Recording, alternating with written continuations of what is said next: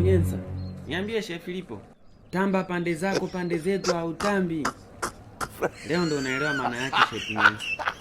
Kwa nini Sheikh Filipo? Alafu unawaza nini kwani? Tumetamba sana siku ya Eid.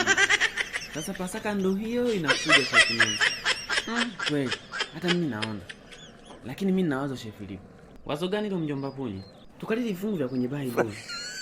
Hilo lenyewe wazo. Lakini sasa nini tena mjomba Fili? Tunapata wapi hiyo Bible sasa? Sikia Filipo. Twende kwa kina Yakobo pale. Pale si unajua ni kwa Wakristo kina go back. Hatukosi Bible. Kwa yenyewe kweli kaka. Tena baba yake Yakobo ni missionary. Hatukosi Bible. Fili. Missionary ndo nini? Ni mtu anamiliki Bible nyingi. Kwa Fili ndo hivyo kweli? Ni mwenyewe sijui bwana. Wanake mwenyewe namuonaga na mabible mengi tu. Sawa, tunafanyaje sasa kaka? Inabidi twende pale tukaombe tupige Biblia tukalie mafungu ya Pasaka mjomba Punye. Tutapitwa na ubwabwa. Sasa mjomba Fili, tunaombaje pale Bible na wakati unajua sisi ni mashehe? Tunaambia tumeokoka tunataka kujifunza Bible. Tumia akili mjomba Punye. Hapo wenyewe kweli. Kwa hiyo wewe ni mtumishi Filipo Mimi hapa mtumishi Punyensa. Ila mtumishi Punyensa. Tuondoke bwana mtumishi. Mtumishi tuondoke. Ila watumishi. Odi.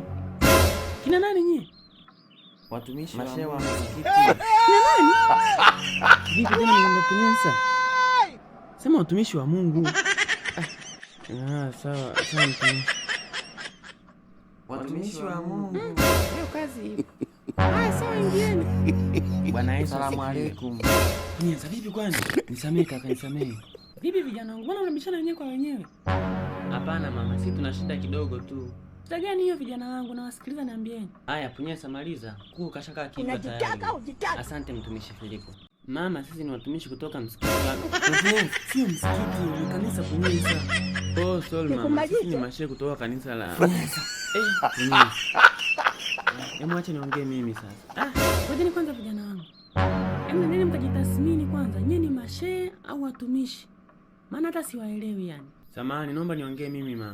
Nimesema tokeni nje. Sasa ndo umefanya nini pale Punyensa? Sio muda kwanza kulaumiana. Twende pale kwa kina Mso na kwa Gana Bible pale. Huko nao wakafanya madudu kama tulikotoka huko Hapana bwana, tuondoke. Unajua siku zenyewe bado chache za Pasaka. Sawa, twende Punyensa Mambwese. Jina hilo Filipo.